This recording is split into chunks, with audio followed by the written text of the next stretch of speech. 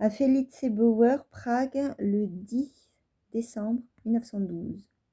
Ce n'est pas pour que tu aies aussi une lettre de moi à 10 heures que je t'écris à présent tard après le bureau, car tu ne veux pas, toi non plus, que je t'écrive si je n'ai pas le temps, mais je t'écris rien que pour l'amour de moi, pour avoir demain à 10 heures la sensation, le temps d'un instant, d'avoir été dans ta chère et propice proximité.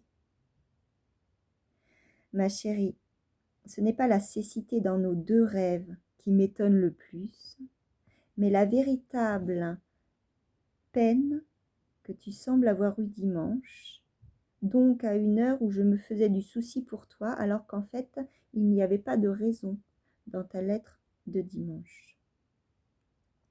Que s'est-il donc passé chez vous dimanche? Ta lettre du dimanche soir est pleine d'énigmes. Et dans ta lettre précédente, tu disais que tu n'avais pas de secret pour moi, et maintenant tu as bien des secrets pour moi qui concernent tes souffrances, pour lesquelles je prétends justement avoir le droit de savoir. Pour les secrets, non pour les souffrances, même si malheureusement je le fais souvent aussi. Écris-moi donc, ma chérie, quelques mots à ce propos. Tu vois bien en lisant ma lettre du dimanche que je souffre avec toi, même si je ne sais pas que tu souffres. Mais souffrir avec quelqu'un sans en connaître la cause est doublement pénible. Je ne suis plus inquiet ce matin depuis 10 heures, car ta lettre de lundi, pénétrée d'amour, de bonté et aussi presque de fraîcheur, m'a remis sur les rails.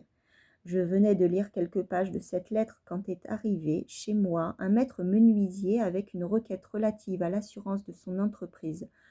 Je lui ai en hâte accordé tout ce qu'il voulait, et je ne pourrai jamais justifier cela devant les hommes, mais sûrement devant Dieu.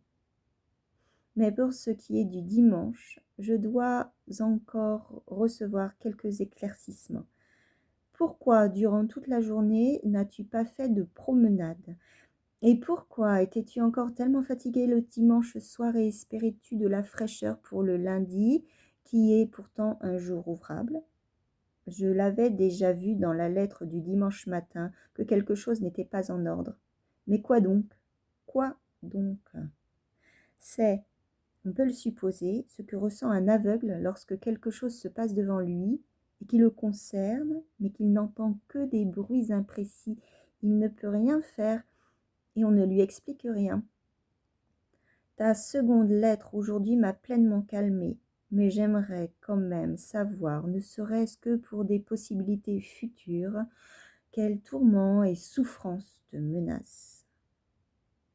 Un long baiser sur la bouche pensive de la jeune fille sur la dernière photographie et une bouche pointue pour la jeune négresse qui va arriver.